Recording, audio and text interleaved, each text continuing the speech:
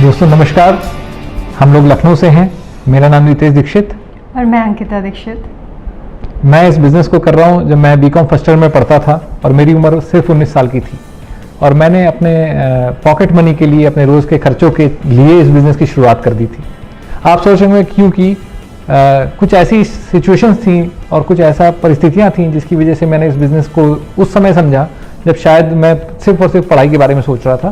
पर क्या सिचुएशन थी, थोड़ा उसके बारे में थोड़ा अपना बैकग्राउंड आपको बताता हूँ। मैं जब हाई स्कूल में पढ़ता था तो एक रोड एक्सीडेंट में हमारे फादर की डेथ हो गई। मेरे फादर एक एग्जीक्यूटिव इंजीनियर हुआ करते थे एक सरकारी ऑर्गेनाइजेशन के अंदर और काफ़ी अच्छी सिचुएशन थी, काफ़ी अच्छी सारी परिस्थितियाँ थीं। फादर की अच्छी नौकरी थी, हमारे पास दो घर थे, गाड़ियाँ थीं, एक सरकारी गाड़ी थी, एक प्राइवेट गाड़ी थी और जो कुछ भी हम चाहते थे वो हमें अवेलेबल हो जाता था जब भी हमें चाहिए होता था। हम थोड़ी सी जिद करते थे और हमें वो चीज़ें प्राप्त हो जाती थी जो हमें जिसके लिए हम सोचते थे, चाहे वो हमारी साइकिल हो, चाहे मोटरसाइकिल हो, चाहे कुछ भी हो। पर ऐसा कुछ आया लाइफ में, एक ऐसा टर्न आया जब लाइफ में दो बड़े इंपॉर्टेंट लेसन सीखने को मिले उस उम्र में, जबकि हमने शायद उस उम्र में तो शायद लोग कुछ सोचते भी नहीं होंगे। तो कुछ ऐसा हुआ कि एक होली के टाइम पे मेरे फादर ऑफिस से घर आ रहे थे और एक रोड एक्सीडेंट में उनकी डेथ हो गई और उनकी डेथ हुई और उसके 3 महीने के अंदर, 3 महीने गुजरते गुजरते हमें वो 2 लेसन्स लाइफ के सीखने को मिल गए। पहला लेसन जो सीखने को मिला वो ये कि लाइफ में पैसा, इनकम या कैश फ्लो इंपॉर्टेंट होता है जब हम होते हैं और हमें उसके बारे में सोचना चाहिए और आप ज़रूर सोचते होंगे। पर ये पैसा, ये इनकम और ये कैश फ्लो काफ़ी इंपॉर्टेंट हो जाता है जब हम नहीं होते और हमें उसके बारे में भी सोचने की ज़रूरत है। हमारी फैमिली की सिक्योरिटी, सुरक्षा के बारे में भी हमको सोचने की ज़रूरत है। और यही जब हम ने इस बिज़नेस प्लान को देखा था तो पहली चीज़ मुझे जो इस बिज़नेस में अच्छी लगी थी कि हम जब इस बिज़नेस को बिल्ड करते हैं और अगर सही तरीके से बिल्ड करते हैं तो हम एक कह सकते हैं कि एक लॉन्ग टर्म के बारे में सोच करके बिल्ड करते हैं। और दूसरी खास बात जो थी, वो अच्छी बात जो मुझे लगी और जो मुझे समझ में आ गई थी वो ये थी कि जब फादर जब तक हमारे अलाइव थे और पोजीशन के ऊपर थे तब तक तो बहुत सारे लोग थे और बहुत सारी चीज़ें थी जो हमारे इर्द गिर्द होती थी। पर उनके 3 महीने गुजरते गुजरते उनकी डेथ के सब कुछ गायब हो गया और तब हमें समझ में आया कि लाइफ में जो उम्मीद होती है ना, उम्मीद वो किसी और से नहीं रखनी है, वो अपने आप से रखनी है। और अगर आप अपने आप से उम्मीद रखेंगे तो चीज़ें आपके लिए हमेशा बढ़िया होंगी और अगर दूसरों से रखेंगे तो हमेशा चांसेस हैं कि आपकी उम्मीद टूटे। पर अगर खुद से रखेंगे और उसके लिए काम करेंगे तो ये बैकग्राउंड था जिसमें कि मैं वो प्लान देखने गया एमवे का। वो भी एक बड़ा मज़ेदार वाक़या है, वो मैं ज़रूर आपके साथ बताना चाहूँगा क्योंकि जब एमवे का प्लान मैं देखने के लिए गया था 19 साल की उम्र में, बीकॉम फर्स्ट ईयर का स्टूडेंट था, तो उस समय इस बिज़नेस के अंदर बहुत यंग लोग ना के बराबर थे कुछ ऐसे। तो जिस मेरे अपलाइन श्री मदन लाल जी थे जो LDM इंजीनियर हुआ करते थे और उन्होंने एक दिन मुझको ऐसे ही फ़ोन करा और फ़ोन करके पूछा कि भाई शाम को नितेश क्या कर रहे हो। तो मैंने उनको बताया अंकल बताइए क्या करना है। तो उन्होंने कहा एक एड्रेस नोट करो, शाम को वहाँ पे पहुँच जाना। तो मैंने कहा भाई कुछ काम से बुला रहे होंगे। मैं पहुँच गया किसी के घर के ड्राइंग रूम के अंदर, उन्होंने मुझे बुलाया था। वहाँ पर 6-7 कुर्सियाँ लगी हुई थी, कुछ लोग बैठे हुए थे, सारे लोग की एज 45-50 सब वर्किंग लोग थे। और मैंने वहाँ जाकर के पूछा भाई मदन लाल अंकल, तो उन्होंने कहा कि अभी है नहीं, आ रहे होंगे, आप बैठ जाइए। अब मुझे ये बैकग्राउंड नहीं पता था कि हमारे जो मदन लाल जी थे वो एमवे बिजनेस कर रहे थे और 2 महीने से कर रहे थे और काफ़ी मेहनत कर रहे थे इसके अंदर। पर मेहनत तो काफ़ी कर रहे थे पर उनको कोई सफलता नहीं मिली थी उस पॉइंट ऑफ टाइम तक। और वो उस समय तक काफ़ी बिजनेस में टाइम देने के बावजूद भी वो अभी स्ट्रगलिंग फेज में थे और उसी कॉन्टेक्स्ट में उन्होंने उस दिन मुझे इनवाइट किया था। अब मैं तो वहाँ पहुँच गया। मदन लाल जी जो थे वो रास्ते में, उनको ऑफिस से आने में थोड़ी देर हो रही थी, तो उन्होंने क्या किया कि मेरे घर पे फ़ोन किया पूछने के, पहले वहाँ पर फ़ोन किया जहाँ पे हम लोग बैठे थे कि भाई वो नितेश आ गया क्या। तो वहाँ पर पता लगा कि भाई नितेश तो अभी आया नहीं है, तो जबकि मैं वहाँ बैठा हुआ था। तो वो थोड़े से परेशान हुए, उन्होंने मेरे घर पे फ़ोन किया। मेरे घर पे मेरी मदर थी और मैंने आपको बताऊँ कि हम 5 भाई बहन थे। भाइयों में मैं सबसे बड़ा था, मुझसे बड़ी एक सिस्टर, फिर मुझसे छोटे 2 भाई और एक सबसे छोटी सिस्टर। हम लोग थे 5 लोग की फैमिली थी और मैं फैमिली में सबसे बड़ा था। तो मैं कुछ ना कुछ सोच रहा था कि क्या कुछ मैं अपनी पर्सनल जो खर्चे हैं क्या ये सब कुछ कर सकता हूँ, कुछ ऐसी थॉट प्रोसेस थी मेरी। पर मैं जब उन्होंने घर पे फ़ोन किया और मदर से पूछा कि भाई नितेश कहाँ है, तो उन्होंने कहा वो तो वहीं गया जहाँ आप गए थे। तो वो ये परेशान होने लगी कि कहाँ चला गया ये। तो फिर से उन्होंने फ़ोन मिलाया वहाँ पर, तो पता नहीं फिर वो खैर आए, पहुँचते पहुँचते भागते दौड़ते हुए वहाँ पहुँचे थोड़ा सा लेट। तो आकर के उन्होंने वहाँ सारे लोगों के बीच में पूछा कि अरे वो नितेश कहाँ है। तो उन्होंने कहा मेरे गेस्ट कहाँ है, मेरे गेस्ट। तो जब उन्होंने पूछा तो लोगों ने कहा भाई कोई गेस्ट तो आपका नहीं आया, आपका लड़का बैठा हुआ है। अब उन्होंने मुझको देखा और उन्होंने कहा यही तो मेरा गेस्ट है। और वो लोग उनको पकड़ के दूसरे कमरे के अंदर ले गए और उनसे कहा कि अरे ये तो आप किसी स्टूडेंट को उठा लाए हैं, ये तो कोई 19-20 साल का लड़का है दिखाई दे रहा है। तो उन्होंने कहा कि अरे यही तो मेरा प्रॉस्पेक्ट है, यही मेरे गेस्ट है। तो वो सारे लोग जो है उन्होंने कहा ये किसको उठा लाए आप, मतलब इस तरह की सिचुएशन थी। और वो इतने फ्रस्ट्रेटेड, तो उन्होंने कहा आज जो मिल रहा है उसी से काम चलाई, कोई और मिल नहीं रहा आज की डेट। वो दिन है और आज का दिन है, मैं सोच भी नहीं सकता कि काम चलाने के लिए। मैं इसलिए आपसे ये बात शेयर कर रहा हूँ कि जब ये बिजनेस प्लान को हम देखते हैं या किसी को दिखाते हैं तो कई बार हमें नहीं पता होता कि बिजनेस क्या मिरेकल कर सकता है उनकी लाइफ में और हमारी लाइफ में। तो ये मेरे लिए तो एक कह सकते हैं मतलब एक बहुत ज़बरदस्त अपॉर्चुनिटी थी जिसको मैं उस समय नहीं समझ पा रहा था। और मैंने इस बिजनेस प्लान को देखा और जैसा मैंने आपको बताया कि सिर्फ अपनी पॉकेट मनी के लिए मैंने सोचा कि 1000, 2000, 3000 रुपये मैं कमा लूँगा, मेरी जीन्स, कपड़े, पेट्रोल का खर्चा निकल आएगा तो मैं सक्सेसफुल मान लूँगा। और दूसरी खास बात, मेरे दिमाग में मेरे कुछ दोस्त घूम रहे थे। मेरे कुछ ऐसे दोस्त थे मेरे इंटर के टाइम के जो मेरे साथ हमेशा रहते थे। हम 5-7 दोस्तों का फ्रेंड्स का ग्रुप था जो कुछ भी करना हो, मतलब मुझे ऐसा लगता था कि अगर हमें कुएं में भी कूदना होगा तो हम साथ में कूद सकते हैं। तो ऐसे ही मैंने सोचा कि सबसे पहले मैं इनसे बात करता हूँ, मुझे किसी की ज़रूरत नहीं है, मैं इनके साथ ही बिजनेस करूँगा। मैंने जब ये बिज़नेस की बात अपने दोस्तों से करी तो मेरी एक्सपेक्टेशन तो ये थी कि वो इस बिज़नेस को वैसे ही देखेंगे जैसे मैंने देखा और एक्साइटेड हो जाएंगे। पर वो एक्साइटेड तो हुए लेकिन नेगेटिव सेंस में। उन्होंने कहा कि ये बिज़नेस तो चलने वाला नहीं है और तुम भी इस चक्कर में फंसो मत। और मुझे लगा कि अरे यार ये क्या हो गया। और सिर्फ अच्छी बात क्या थी कि उन्होंने सिर्फ इस बिज़नेस के मना नहीं किया और फंसने की बात नहीं करी, साथ ही साथ मेरा मजाक भी उड़ाया। इसके अलावा भी मैंने अपने कुछ और जानने वाले लोगों से बात करी, उन लोगों ने भी काफ़ी मजाक उड़ाया। और अच्छी बात इसलिए कह रहा हूँ क्योंकि उन्होंने सिर्फ मजाक नहीं उड़ाया। अगर हल्का फुल्का मजाक उड़ाते तो शायद इस बिज़नेस में जो आने वाले कुछ शुरुआती चैलेंजेस थे वहीं से मैं वापस लौट गया होता। पर उन्होंने इतना मजाक उड़ाया, इतना मजाक उड़ाया, इतना मजाक उड़ाया कि मुझको ये बिज़नेस करना ही पड़ा। और मैंने एक डिसीजन लिया, एक स्ट्रॉन्ग डिसीजन लिया कि अब करके दिखाना है। और जब करने की बात आई तो सिर्फ ये भी सोचता था मैं कभी कभी कि आप भी सोचते होंगे कि यार बिजनेस लोग नहीं करते तो मजाक क्यों उड़ाते हैं। और मैंने ये पाया है, मैंने जो मेरी रिसर्च है वो ये कहती है कि अगर आप अपने जानने वाले किसी दोस्त से कह करके देखिए कि मैं एक 2 बेडरूम का फ्लैट खरीदना चाहता हूँ, या मैं अपने बच्चे को किसी रेगुलर स्कूल में पढ़ाना चाहता हूँ, या मैं अपने एक छोटी सी कार खरीदना चाहता हूँ, लोग आपका मजाक नहीं उड़ाएंगे। लेकिन अगर आप अपने दोस्त से ये कहिए जा करके कि मैं अपने शहर की सबसे बड़ी और सबसे महंगी कार खरीदना चाहता हूँ, आप उससे जाकर के ये कहिए कि मैं अपने बच्चे को दुनिया के सबसे एक्सपेंसिव स्कूल में पढ़ाना चाहता हूँ, या शहर के अंदर जो सबसे शानदार कोठी होगी वो मेरी होगी, तो वो आपका मजाक ज़रूर उड़ाएंगे। और इसलिए क्योंकि लोग कभी छोटे मोटे डिसीजंस का या छोटे डिसीजंस का मजाक नहीं उड़ाते, मीडियोक्रिटी का मजाक नहीं उड़ाते, मैग्निफिसेंस का मजाक जरूर उड़ाते हैं, बड़े डिसीजंस का मजाक उड़ाया जाता है। और एमवे बिजनेस करना ये कोई छोटा मोटा डिसीजन नहीं है।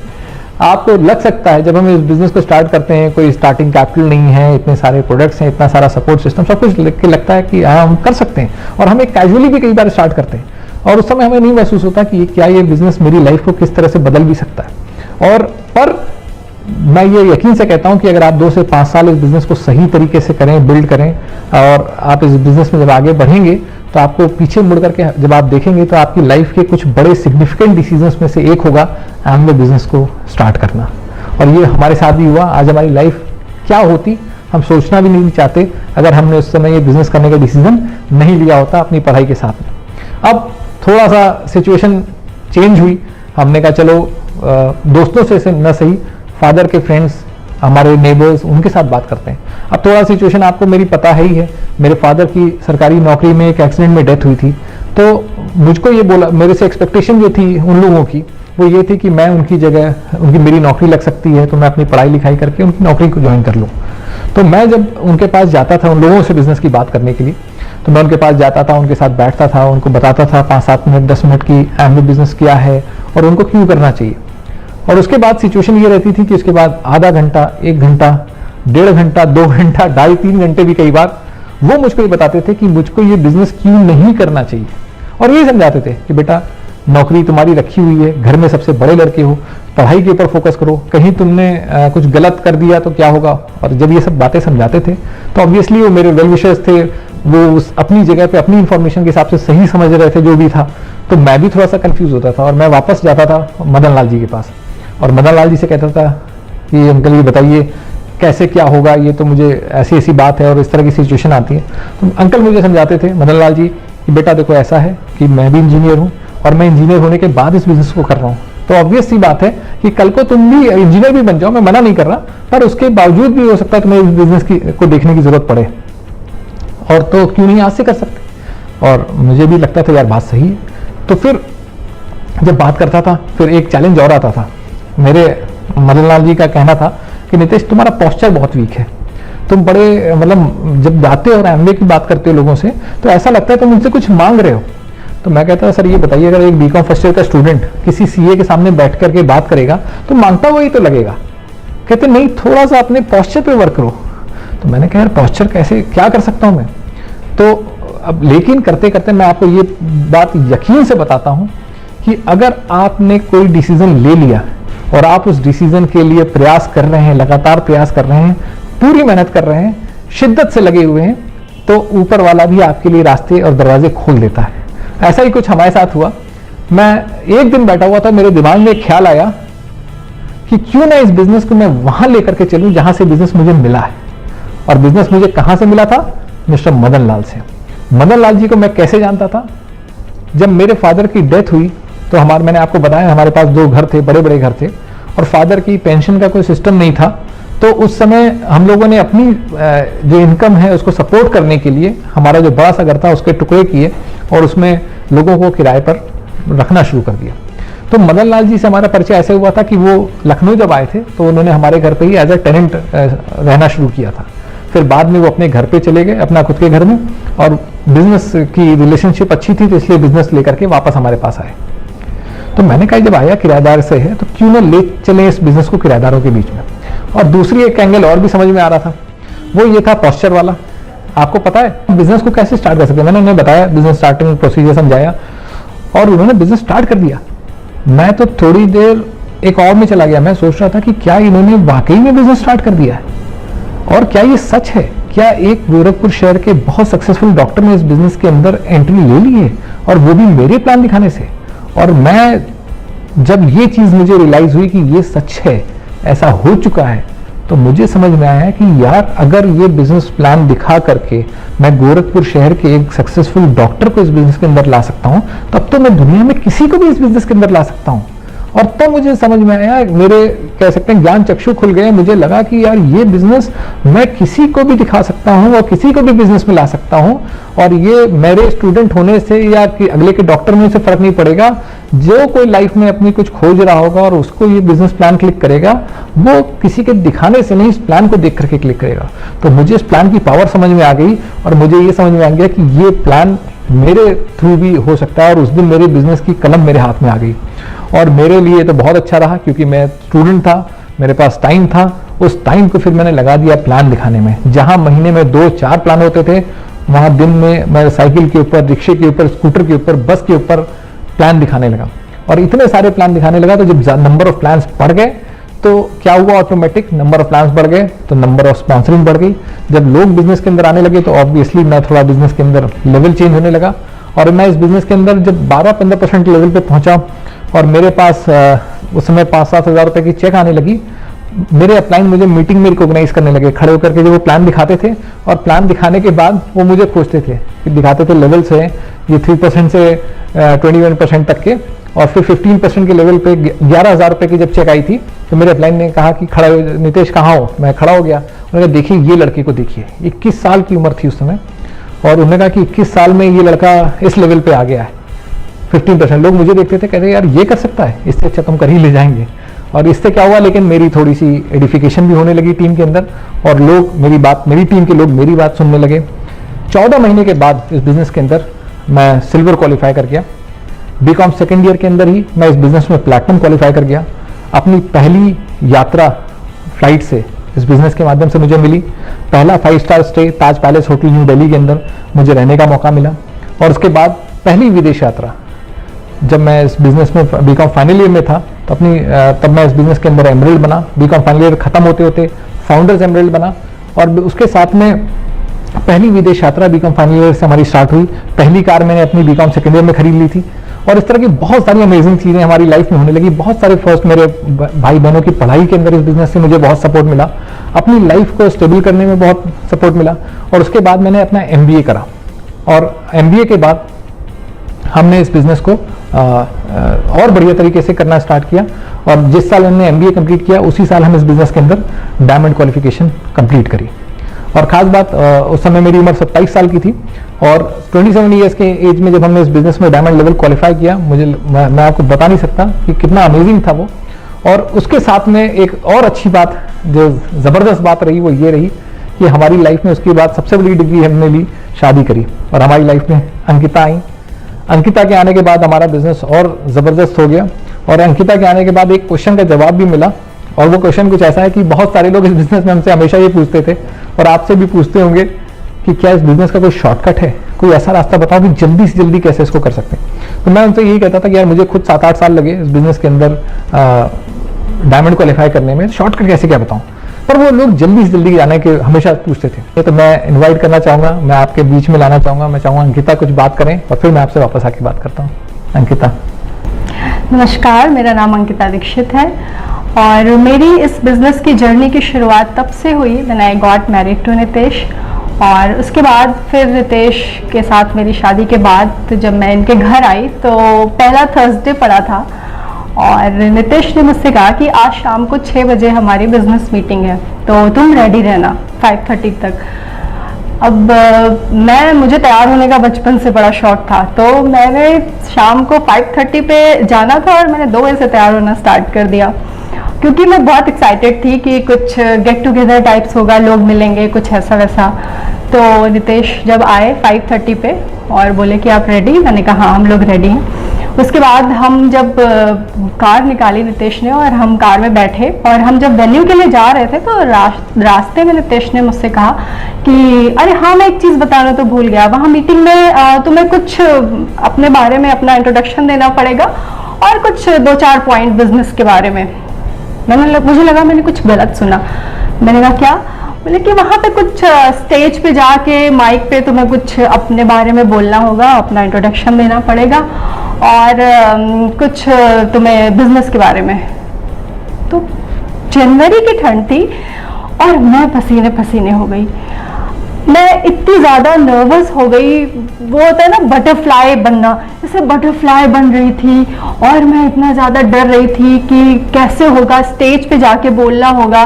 मतलब मेरा जो एक्साइटमेंट लेवल था, मैं इतना ज़्यादा खुश थी, आई वाज सो हैप्पी कि वहाँ लोग मिलेंगे, वहाँ गेट टुगेदर होगा। और सारी की सारी एक्साइटमेंट नितेश ने एक चुटकी में गायब कर दी जब नितेश ने मुझसे ये बोला कि वहाँ पे तुम्हें स्टेज पे माइक पे बोलना पड़ेगा।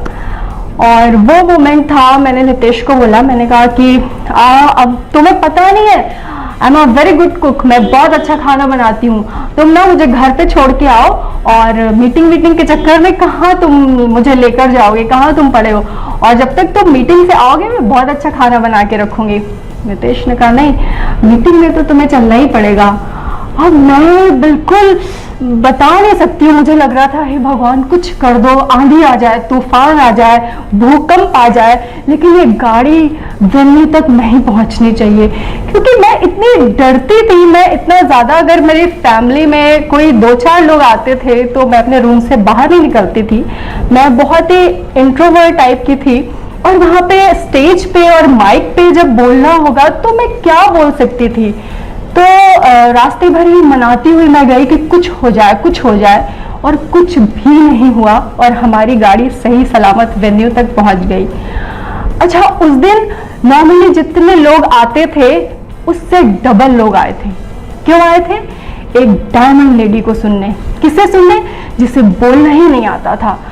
उसके बाद फिर आप सोचिए, जब मैं देख रही थी लोगों का एक्साइटमेंट, लोगों को बोलते हुए स्टेज पे लोग इतना ज़्यादा वो कर रहे थे, उतना ही ज़्यादा मैं नर्वस हो रही थी, उतना ही ज़्यादा मैं डर रही थी कि अब मैं क्या करूँगी, अब मेरा क्या होगा। क्योंकि मैंने आज तक कभी स्टेज पे तो छोड़ो, अगर बहुत सारे लोग ग्रुप में भी बैठे होते थे तो उनके सामने भी मैंने बात नहीं की है। अब मेरा क्या होने वाला है मुझे नहीं पता। इतना शोर शराबा था, इतना लोगों में इतना इंतज़ाज़म था, लेकिन मेरी दुनिया ब्लैक एंड वाइट थी, क्योंकि मुझे लग रहा था कि अभी मुझे उसी स्टेज पे जाना है और वही माइक लेना है और कुछ बोलना है। उसके बाद वो घड़ी आई और हमें बुलाया गया स्टेज पे और हमारा इंट्रोडक्शन हुआ।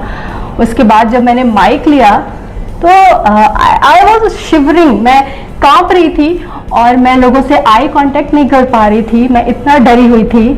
मुझे नहीं पता मैंने अपना नाम क्या बोला, मैंने क्या बताया, मैंने बिजनेस के बारे में क्या बात की, बट यू वोंट बिलीव कि मेरे इतना बुरा बोलने पे भी लोगों ने अपनी जगह से खड़े होके मेरे लिए क्लैप किया। और उस दिन के बाद से मुझे एक चीज समझ में आई कि अगर मैं किसी पॉलिटिकल पार्टी की लीडर होती और इतना गंदा बोलती तो डेफिनेटली लोग मेरे ऊपर टमाटर और अंडे बरसाते, बट ये लोग जो आज मेरे सामने बैठे हुए हैं, ये इस दुनिया के बेस्ट लोग हैं जिन्होंने अपनी जगह से खड़े होकर मेरे लिए क्लैप किया। तो उस दिन एक ब्यूटी मुझे बिजनेस की समझ में आई कि जहां बाहर लोग आपकी टांग खींचते हैं, आपको नीचे गिराने की कोशिश करते हैं, वहीं ये एक ऐसा बिजनेस है, इस एमवे बिजनेस की फैमिली में जो लोग हैं वो ऐसे लोग हैं जो आपका हाथ पकड़ के आपको आगे ले जाने की कोशिश करते हैं, आपको इनकरेज करते हैं आगे बढ़ने के लिए। उसके बाद फिर हमारी जो जर्नी थी स्टार्ट हुई बिजनेस को लेकर, मैं बहुत पॉजिटिव हुई। और जो प्रोफेशन के बारे में आप सोच रही थी? हाँ जी बिल्कुल बिल्कुल। उसके पहले जब मुझे हम लोग को इनवाइट किया जाना था तो उसके पहले मैं सोच रही थी कि भगवान से, ऊपर वाले से बात कर रही थी। मैंने कहा कि हे भगवान, इतनी बड़ी दुनिया है, इतनी बड़ी दुनिया में इतने सारे प्रोफेशन हैं, इतने सारे प्रोफेशन में इतने सारे लोग हैं, लेकिन मेरी किस्मत में तुम्हें एक एमवे डिस्ट्रीब्यूटर ही लिखना था क्या? और मैंने कहा मैं गिन गिन के बदले लूंगी। उसके बाद फिर हमारा हनीमून पूरा का पूरा एमवे ने प्लान किया था। हम उस साल एमवे ने ऐसे प्लान किया था कि एमवे का ट्रिप था जो हम लोगों ने क्वालिफाई किया था और उसमें हमें यूएस और ऑस्ट्रेलिया जाना था जी। तो हम लोग को डायमंड इनविटेशनल आया था और आई वाज सो एक्साइटेड। हमको कंपनी की तरफ से बिजनेस क्लास का टिकट आया, हम लोग यूएस गए, फिर हम लोग वहाँ से ऑस्ट्रेलिया गए और एकदम क्वीनली ट्रीटमेंट दिया हमें कंपनी ने, जो हमने कभी सोचा नहीं था। जब हम बिजनेस क्लास में बैठे थे तो बस मैं यही सोच रही थी कि जहाँ पे हमारी लिमिटेशंस खत्म हो जाती है ड्रीम देखने की, एक्चुअली वहाँ से एमवे की शुरुआत होती है। इतना अच्छा ट्रीटमेंट और सब कुछ इतना अच्छा था, बहुत सारे डायमंड्स लीडर थे वहाँ पे जिनसे हमें बहुत कुछ सीखने को मिला। वो हमें बता रहे थे, क्योंकि मैं बिल्कुल नई थी इस बिजनेस में और मुझे नहीं पता था। और कई बार होता है ना कि हमें लगता है कि इतना बड़ा लेवल है, हम जैसे रितेश जी ने बोला ना कि शॉर्टकट अंकिता के पास है, बट मैं बताऊं आपको, सक्सेस का कोई शॉर्टकट नहीं होता। सक्सेस का कोई शॉर्टकट इसलिए नहीं होता है क्योंकि जब आप ग्रेजुअली स्टेप बाय स्टेप आप ऊपर पहुंचते हो तो आपका क्या होता है, जैसे हीरा होता है ना, एक कोयले का टुकड़ा होता है, तो जब उसकी घिसाई होती है बहुत अच्छे से तब जाके वो कहीं हीरा बनता है। तो सेम प्रोसेस यहाँ भी है। मुझे एक लेवल तो मिला था बट मुझे कुछ भी नहीं पता था बिजनेस के बारे में, और मैं सोशल भी नहीं थी, मुझे बिजनेस प्लान के बारे में नहीं पता था, मुझे प्रोडक्ट्स के बारे में नहीं पता था, मुझे कुछ भी नहीं पता था। तो जब लोग मेरे पास आते थे, मुझसे कुछ पूछते थे एंड आई वाज जीरो, मुझे कुछ नहीं पता था, तो मुझे लगा कि ऐसा नहीं है। जब आप हार्ड वर्क करते हो, जब आप सीखते हो और सीखते सीखते कुछ अचीव करते हो, तब आप डिजर्व करते हो सक्सेस को। और अगर आपने शॉर्टकट लिया और आप सीधे वहां पहुंच गए, आप एक्चुअली उसको डिजर्व नहीं कर रहे हैं, आप उसके लायक ही नहीं है। तो हर चीज अपना एक वो मांगती है कि आपको बदले में उस ड्रीम को पूरा करने के लिए आप कितने एफर्ट्स लगाते हो, आप कितना हार्ड वर्क करते हो। There is no substitute for hard work. Hard work का कोई सब्सटीट्यूट नहीं है। तो ये सारी चीजें मुझे इस बिजनेस में ही आके समझ में आई। उसके बाद जब हम ऑस्ट्रेलिया गए और सिडनी में जो हमें एमवे ने होटल दिया था वो एक 7 स्टार होटल था, और जब मैंने उसकी कर्टन खोली तो सामने ओपेरा हाउस था।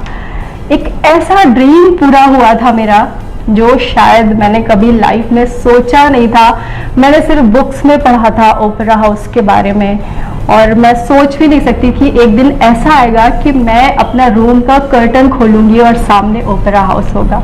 उस दिन मेरी आंखों में खुशी के आंसू थे, और उस दिन मैंने सोचा कि इतनी बड़ी दुनिया में इतने सारे लोग, इतने सारे लोगों के इतने सारे प्रोफेशन, लेकिन thank you very much God कि तुमने मेरी किस्मत में एक एमवे डिस्ट्रीब्यूटर लिखा। तो हम बहुत ब्लेस्ड हैं इस बिजनेस को पाके, इससे बहुत कुछ मैंने सीखा है। मैं जब कॉलेज में थी तो हमेशा से मैं एक आर्टिस्ट बनना चाहती थी, मैं थिएटर करना चाहती थी, लेकिन लैक ऑफ कॉन्फिडेंस, या मैंने बोला ना मैं हमेशा बहुत इंट्रोवर्ट रही हूँ, मैं उस ड्रीम को शायद कभी मैंने सोचा नहीं उसके बारे में। और आपको बिलीव नहीं होगा कि आज मैं एक बहुत ही सक्सेसफुल थिएटर आर्टिस्ट हूँ लखनऊ के अंदर, और इस ड्रीम को जो मैंने परस्यू किया है वो सिर्फ और सिर्फ इस बिजनेस की वजह से, क्योंकि ये आपकी पर्सनालिटी में इतना चेंज लाता है, इतना ग्रूम करता है आपको कि आपका कोई भी दबा हुआ ड्रीम होगा ना वो भी आपका पूरा कर सकते हो। आपकी पर्सनालिटी को क्या से क्या बना देता है आप सोच भी नहीं सकते हो। तो बहुत सारे एस्पेक्ट से आपके लिए बिजनेस बहुत अच्छा है, हमारे लिए बहुत अच्छा है। उसके बाद फिर हमारी जर्नी स्टार्ट हुई, मैं वापस आई और वापस से नितेश ने मेरे को बोला कि तुम बुक्स पढ़ो, तुम इसकी ट्रेनिंग्स अटेंड करो प्रोडक्ट्स की, और तुम प्लान दिखाना सीखो, जो बहुत ही इंपॉर्टेंट चीज़ है इस बिजनेस को आगे बढ़ाने के लिए। तो मैंने जब प्लान दिखाना शुरू किया, या यूँ कहिए कि जब मेरा पहला प्लान था, जो मैंने अपनी बेस्ट फ्रेंड को कॉल किया और मैंने कहा कि हम लोग की फ्रेंडशिप तो है ही इतनी अच्छी, और एक बहुत अच्छा बिजनेस प्लान है, अगर तुम कहो तो मैं तुम्हारे साथ शेयर करना चाहती हूँ। तो बोली हाँ अंकिता कल आ जाना। तो मैं बहुत एक्साइटेड थी, क्योंकि ऐसा होता नहीं है कि आप किसी को पहली बार कॉल करें और लोग आपको हाँ कर दें प्लान देखने के लिए। तो आई वॉज सुपर एक्साइटेड कि वाह यार, पहले ही कॉल में उसने मुझे हाँ कर दिया। उसके बाद नेक्स्ट डे मैं उसके घर पहुंची और बिजनेस प्लान शेयर किया। तो फिर जब बिजनेस प्लान उसने देखने के बाद मैंने उससे पूछा कि तुम्हें कैसा लगा बिजनेस प्लान। बोली कि हाँ बिजनेस प्लान तो तुम्हारा सही है, but I don't think so कि ये मेरे लिए काम करेगा। मैंने कहा क्यों? इसने बहुत सारे लोगों की लाइफ चेंज की है तो, और बहुत सारे लोगों को सक्सेसफुल बनाया है। तो बोली कि हाँ ठीक है बनाया होगा, but I am already successful. मैंने कहा कैसे? कह रही यार मेरे पति के पास बहुत पैसा है और मैं हर महीने जाके डायमंड ज्वेलरी परचेज करती हूँ, मैं हर साल अपने लिए नई नई गाड़ियाँ खरीदती हूँ, तो मुझे इसकी ज़रूरत नहीं। तो मैंने उसकी बात सुनी, फिर मैंने उससे बोला कि तुमने अपने माइंड में सक्सेस की क्या डेफिनेशन बनाई है मुझे नहीं पता, लेकिन जहाँ तक मैंने पढ़ा है और सीखा है तो मेरे लिए सक्सेसफुल इंसान वो नहीं है जो हर महीने अपने लिए नई नई डायमंड ज्वेलरी परचेज करे या हर साल अपने लिए नई नई गाड़ियाँ खरीदे। मेरे हिसाब से सक्सेसफुल इंसान वो है जिसकी वजह से हर महीने हज़ारों लोग नई नई डायमंड ज्वेलरी परचेज करें और हर साल नई नई गाड़ियाँ खरीदें।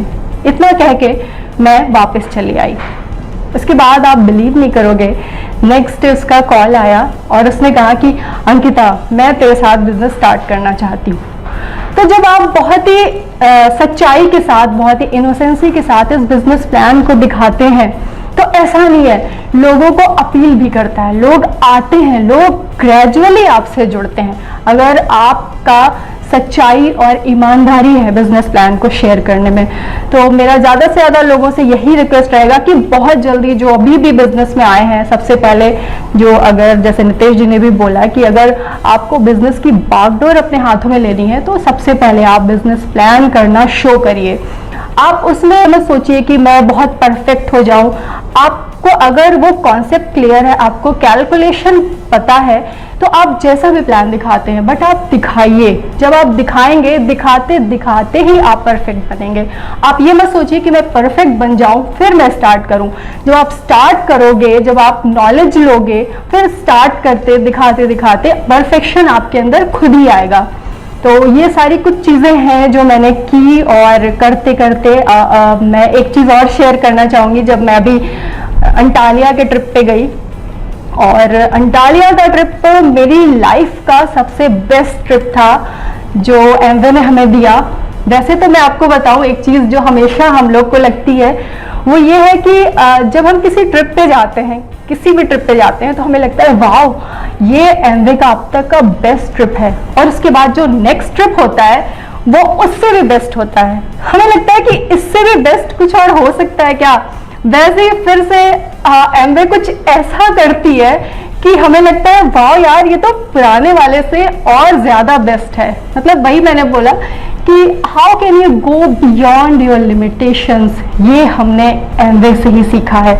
जो हमें लगता है कि ये अब इसके आगे कुछ नहीं, खत्म हो गया है, वहीं पे लगता है कि अरे लास्ट था, अभी तो बहुत कुछ है आगे करना है, अभी बहुत कुछ सीखना है। तो अंटालिया का ट्रिप मेरा अब तक का बेस्ट ट्रिप था, जहाँ पे हमने देखा जब ये 2 साल कोविड टाइम में लोगों को हमने देखा है जो इतनी हाई प्रोफाइल पे थे, इतनी अच्छी अच्छी कंपनीज के साथ जुड़े थे, उनको हमने हीरो से जीरो होते हुए देखा। और आप बिलीव नहीं करेंगे, हमारे बिजनेस में डबल ट्रिपल की ग्रोथ से लोगों ने सक्सेस अचीव की है, लोगों ने अपने ड्रीम को अकम्प्लिश किया है। जब हम अंटालिया में गए तो हमने देखा उन 2 सालों में लोगों ने ऑनलाइन इतना अच्छा बिजनेस किया है, इतना ज़्यादा, जो जैसे बाहर आप देखेंगे तो लोग हीरो से जीरो बने, और यहाँ पे लोग जीरो से स्टार्ट करके हीरो बन के आए थे अंटालिया में। तो हमारे लिए वो सब रोल मॉडल थे जिन्होंने हमसे बाद में बिजनेस स्टार्ट किया और कितना ग्रो कर रहे हैं, कितना अच्छा बिजनेस कर रहे हैं। हमें बहुत कुछ उनसे भी सीखने को मिलता है कि जब चाहे सिचुएशन कितनी भी टफ हो, पर आप उस सिचुएशन से क्या सीखते हैं, आप रिएक्ट कैसे करते हैं, वो चीज़ हमने अंटालिया में देखी कि उस सिचुएशन को, उस टफ टाइम को उन्होंने कैसे अपने लिए अपॉर्चुनिटी में कन्वर्ट किया और कैसे दिखाया, उन्होंने प्रूव करके दिखाया कि जब हम सब कर सकते हैं तो आप लोग बहुत अच्छा कर सकते हैं। तो वो एक रेगनम कार्या एक ऐसा रिजॉर्ट था अंटालिया का जहाँ पे हमारे माननीय नरेंद्र मोदी जी रुके थे G20 समिट के लिए। तो हम अंटालिया से एक बड़ा ड्रीम लेकर आए हैं और एक बड़ा डिसीजन लेकर आए हैं कि ये बिजनेस जो $1 बिलियन की तरफ जा रहा है, उसमें हमारा कितना कंट्रीब्यूशन होता है, हमारा क्या इनिशिएटिव होता है। बिजनेस बहुत तेजी से ग्रो कर रहा है। बिजनेस इस समय आप देखिए, ब्रांड एम्बेसडर हमारे अमिताभ जी हैं जो हमें सपोर्ट कर रहे हैं और सारी चीज़ें हमारे फेवर में हैं। कंपनी चाहती है कि हम आगे बढ़ें। इट्स अप टू यू कि क्या हम चाहते हैं कि हम आगे बढ़ें, क्या आप चाहते हैं कि आप आगे बढ़ें। बाकी सारा सपोर्ट सिस्टम आपके साथ है, रास्ते बने हुए, और आज के ट्रेंड के हिसाब से आज आप जिसको देखिए सब चाहते हैं कि वो हेल्दी लाइफस्टाइल को अडॉप्ट करें। सारे लोग जितने भी हैं फिटनेस फ्रीक हैं, सब फिट रहना चाहते हैं, सब स्मार्ट दिखना चाहते हैं, वो अपनी एज, एक्चुअल एज से कई गुना यंगर दिखना चाहते हैं। तो ये जो ट्रेंड आज का चल रहा है, या सब चाहते हैं कि हम पूरे वर्ल्ड में ट्रैवलिंग करें, तो ये अब जो ट्रेंड देखना चाह रहे हैं वो एमवे अपॉर्चुनिटी के प्लेटफॉर्म से सारा का सारा पैकेज है एक्चुअली, जो आपको एक साथ मिलता है, आपको कहीं और जाने की ज़रूरत नहीं है। ये ट्रेंड शायद अभी आए हैं, बट ये जो बिजनेस जब से स्टार्ट हुआ है, जब से ये एमवे अपॉर्चुनिटी आई है, तब से ही ये सारी चीज़ें उसके साथ हैं। ऐसा नहीं है कि हम ट्रेंड के साथ चल रहे हैं या हम ट्रेंड के पीछे चल रहे हैं। एक्चुअली हम ट्रेंड को बनाने वाले हैं। हम उस ज़माने से ये सारी चीज़ें बताना चाह रहे हैं जबकि ये सब चीज़ें थी नहीं। लोग आज ट्रैवलिंग करना चाहते हैं, उसमें कितना सारा पैसा आप देखिए वो करना चाहते हैं, स्पेंड करना चाहते हैं, और लोग आज एक्सप्लोर करना चाहते हैं, लोग आज हेल्दी रहना चाहते हैं। इस कोविड टाइम में जो कभी शायद जिन्होंने न्यूट्रीलाइट का नाम भी नहीं सुना, उन्होंने मुझे किस तरह से कांटेक्ट किया, वो अपना इम्यून सिस्टम स्ट्रांग रखना चाहते हैं कि मुझे सप्लीमेंट चाहिए या मुझे विटामिन सी चाहिए, इस तरीके के प्रोडक्ट के साथ हम जुड़े हुए हैं। तो आपको चाहे घूमना फिरना पसंद है, या आपको कुछ ऐसा फिटनेस फ्रीक है आप, या आप हेल्दी लाइफस्टाइल चाहते हैं, या आपको ऐसा पार्टी करना बहुत अच्छा लगता है, मतलब आप कुछ भी चाहते हो, वो सारे के सारे आपके जो ड्रीम हैं वो एक ही प्लेटफॉर्म पे अकम्प्लिश होंगे। इसका नाम है Amway opportunity, one and only, जहाँ पे आपके पैकेज है पूरा, आपने सोचा और पूरा हुआ। तो इट्स अ मैजिकल। अब सोचिए, आप क्या सोच सकते हैं, हर रास्ता बना हुआ है, आप किस रास्ते पे जाना चाहते हैं। यहाँ पे आपको रास्ता बनाने की जरूरत नहीं है, बहुत सारे लोग हैं आपको हाथ पकड़ के पहुंचाने वाले, लेकिन चलना आपको ही पड़ेगा, क्योंकि there is no substitute for hard work.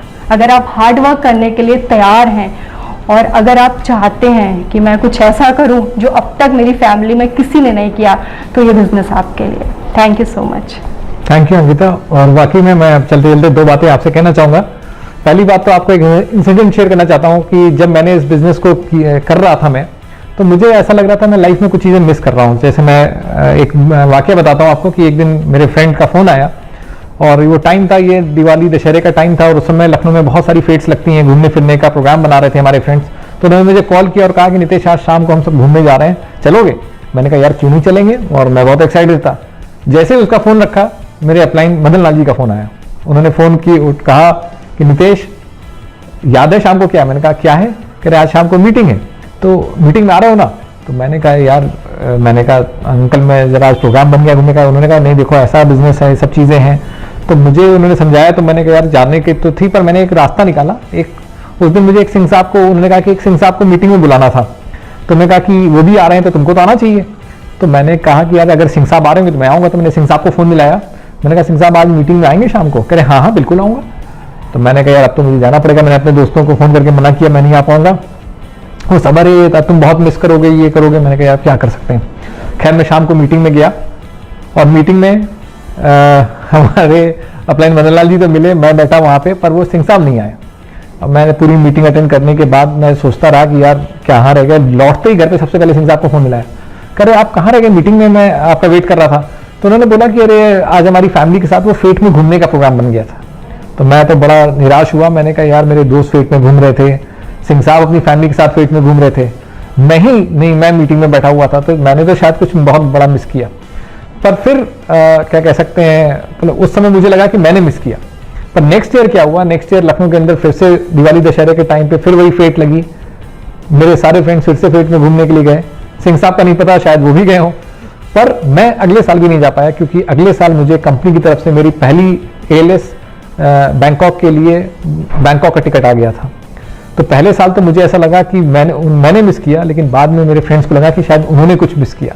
और उसके बाद से तो हर साल लगभग 20 साल से हम लोग एमवे के ट्रिप्स पे जा रहे हैं और करीब एमवे और उसके अलावा खुद से भी करीब 60 से ज़्यादा देश घूम चुके हैं, 60+ कंट्रीज घूम चुके हैं। और कोशिश ये है कि 100 देशों तक की यात्रा तो कम से कम करें ही, क्योंकि एडवांटेज ये था कि कम उम्र में बिजनेस किया था तो ज़्यादा समय मिला। तो जो पहले हमारे लिए बहुत बड़ा चैलेंज था, जो सब लोग कहते थे तुम बहुत छोटे हो, वही हमारी सबसे बड़ी स्ट्रेंथ बन गया कि क्योंकि हमने कम उम्र में बिजनेस किया तो हमें काफ़ी टाइम मिला, गलतियां करने के लिए भी ज़्यादा समय मिला, सीखने के लिए भी ज़्यादा समय मिला, करने के लिए समय मिला, और इसके बाद इस बिजनेस के फ्रूट्स को एंजॉय करने के लिए भी बहुत सारा समय मिला।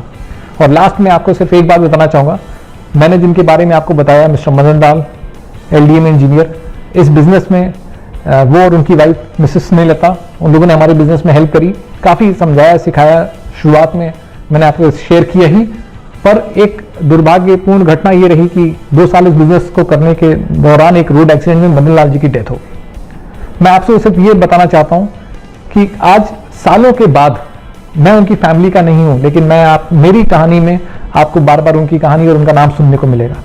हम में से बहुत सारे लोग शायद चाहते हैं कि हमारा नाम, हमारा रिकॉग्निशन बहुत सारे लोगों को और बहुत सारी फैमिलीज तक पहुंचे, और ये पॉसिबल हुआ है एमवे की वजह से। मेरी लाइफ में भी सेम सिचुएशन आई थी, पर मेरी लाइफ में सिचुएशन आने में और उनकी लाइफ में सिचुएशन में आने में फ़र्क ये था कि उन्होंने तब तक 2 साल एमवे बिजनेस बिल्ड कर लिया था। जब उनकी डेथ हुई वो फाउंडर प्लैटिनम थे, आज उनकी वाइफ सफायर लेवल पे हैं और उनके आशीर्वाद से हम बिजनेस को बिल्ड कर रहे हैं। और कई सारे फॉरेन ट्रिप्स पे उनके ना होने के बावजूद स्नेहलता मैम हमारे साथ रही हैं। और ये बिजनेस वाकई में ये करता है, ये बिजनेस को अगर आप बढ़िया तरीके से करते हैं, सही तरीके से करते हैं, थोड़ा लॉन्ग टर्म को सोच करके करते हैं, तो आप वाकई में कुछ बड़ा क्रिएट कर सकते हैं और बहुत सारे लोगों की हेल्प कर सकते हैं उनकी लाइफ को बेहतर बनाने में। Thank you, God bless you.